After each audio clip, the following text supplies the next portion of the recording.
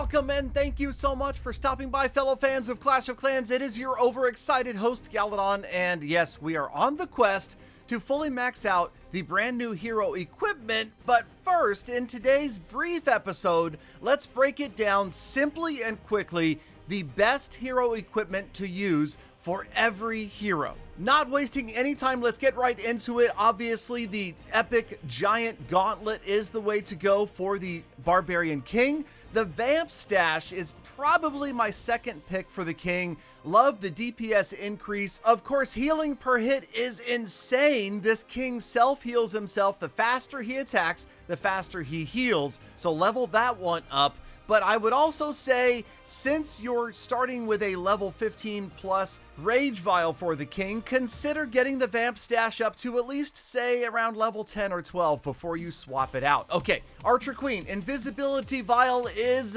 indispensable. You gotta level this one up, you gotta use that one. And although the arrow is really cool, the healer puppet is what I'm thinking is the second best piece of equipment for the Archer Queen. Again, level it up before you swap it out because they're going to be low level healers, not really going to do much until you get them higher level. For the Warden, obviously the Rage Gem has a beautiful passive ability of damage increase, and this is going to work out really well for any units that are around him. But the Eternal Tome is by far number one across all hero equipment, the best single piece of equipment. The invincibility from the Eternal Tome is so strong, you are crazy if you're not leveling it up to 18 right away.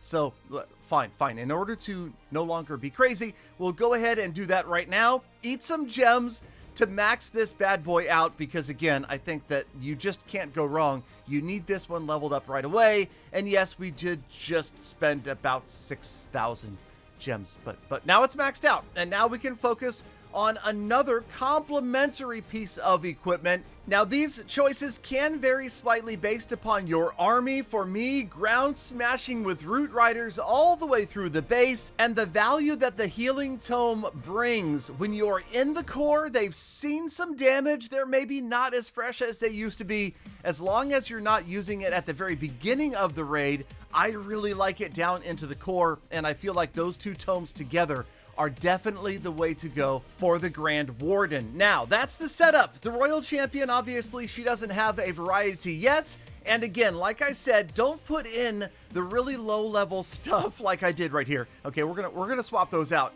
Wait until you've leveled up the new gear to at least double digits. Watch out for those special levels where you gain multiple stats, right? A lot of those hero boosts and active and passive abilities will increase. Those are the levels where you have to use more ore. Get to one of those levels, then consider swapping it in. Now, we are swapping out Clashof stuff because it is time to give up childish things. Christmas, the holiday season is over. How many trees did you get? I got 7, and we're gonna put in a new scenery. Now, I'll just in quick review, the hero equipment that you want to bring for the Barbarian King is going to be the gauntlets and the Vamp stash. For the Queen, the Invisibility Vial and the healers.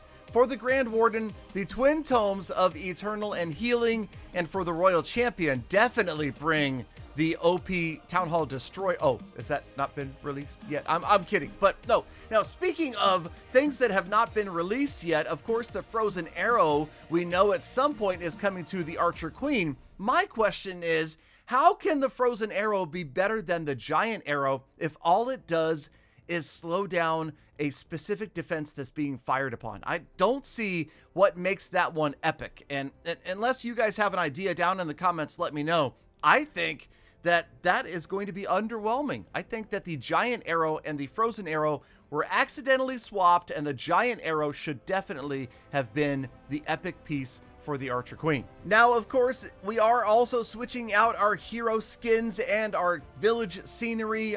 Obviously, it's the season for the King and the Queen of the North, but in full disclosure, I live in Southern California. I live in a city where people wear shorts year-round, where freezing cold is, well, there's no such thing as freezing cold. So I'm not going to be going with that scenery. We're going to put up the Dark Ages. This is one of my favorite sceneries and skin sets.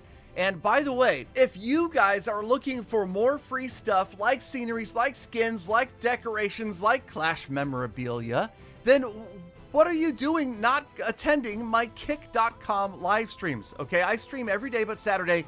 Definitely stop by, consider joining, becoming a subscriber, and there's tons of awesome giveaways happening all the time there and on Twitter and to my exclusive membership here on YouTube. If you saw down in the description, there's a link where you can become a channel member, and I've got all sorts of really awesome perks and benefits and freebies for those people that are channel members who have helped support and keep the channel going, gemming to max from Town Halls 10 to 17 and beyond.